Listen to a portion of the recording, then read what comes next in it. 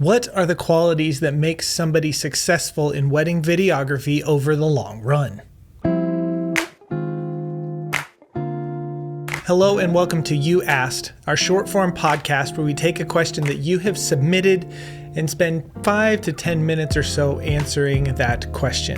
Today's question: what are qualities that makes someone be successful in a wedding videography career over the long run? I have spent a little bit of time and I've jotted down a few notes on this, and we're just going to dive right in. The first thing is, if you want to be successful over the long of your career, to have a long successful career in this, you need to show up and be consistent. And what I mean by that is the only way that people are going to remember you, that you are a business, that you offer something, that you are successful, is to continually show your face in front of them or show your work in front of them. You need to consistently show up. What that consistency might look like is going to be different for business to business. Is it on Instagram every single day? Is it once a week? Is it a few times a month? But the thing doesn't change, is that you need to consistently show up and be in front of people. The only way that you are going to be hired is if people know you. Yes, who you know really does matter, with the networking and the relationships and that sort of stuff. But if people don't know who you are, they are not going to reach out. They are not going to hire you. So the first thing is that you really need to show up, and you need to show up consistently. The second thing goes alongside of that. If you're showing up and you're being consistent, you also need to be just a good person to work with. And I'm going to say a good person to work with on two sides. First off, from a vendor side, you need to be a good person. Show up, do a good job, be consistent in the fact that you are doing a good job every single time you are at a wedding. You are working hard. You are doing the things that you need to do. So that other vendors, whenever they get to know you and they're hanging out with you and they see how you work, they want to refer you because they want to work with you. Wedding vendors typically refer people that they like to work with over how good the quality of work is. Okay, I know that people are going to much rather work with someone that they enjoy working with rather than this boring person that might be a little hard to work with, but their work is incredible. So showing up, being consistent, being a good person to work with, but also you need to be a good person to work with on the client side.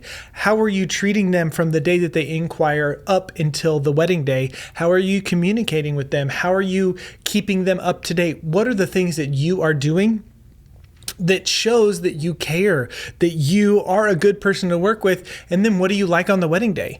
How not only are you treating the vendors, but how are you treating the people that you are working with? Are you treating them like, oh, you just hire me, I know better, I'm better than you?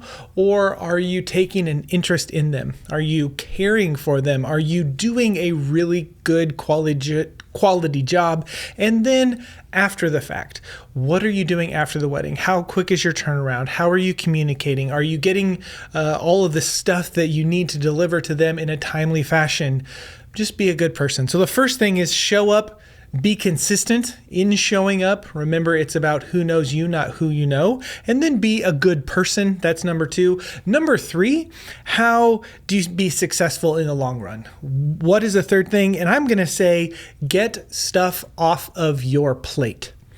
The most successful business owners I know are the people that figure out a way to get things that they are not good at, they are not efficient at, or things that they hate doing off of their plate and put it on someone else's plate. Hire a service, hire someone else, hire a virtual assistant, hire an editor, hire someone to do something. Typically in our industry, this seems to be taxes and bookkeeping, getting those things off of your plate so that someone that is a professional can know that and do that.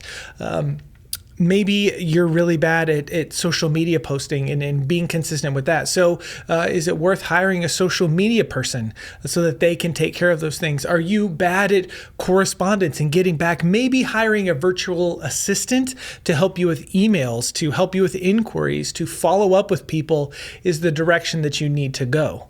Speaking of getting stuff off of your plate, I want to tell you about our friends Wedding Post House. You can learn more about them at howtofilmweddings.com/outsourcing. Wedding Post House is a service where you upload all of your footage. They will go through it. They will make selects or cull your footage, however you want to say it. They will sync your ceremonies, your toast, your first looks, your letter readings, all that stuff, and then get you a project file back so that you can get into the editing. I know for me, I get bogged down. That's one of the reasons why it takes me to get started editing sometimes, is because I do not like going through all the footage and making the culling and doing that kind of thing. Wedding Post House can definitely help you out. So if you want to be successful in this industry for the long run, you really need to get stuff off your plate.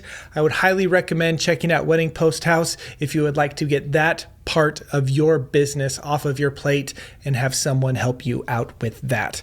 The last thing that I want to say, if you want to be successful in the long run, is you're going to need to educate yourself.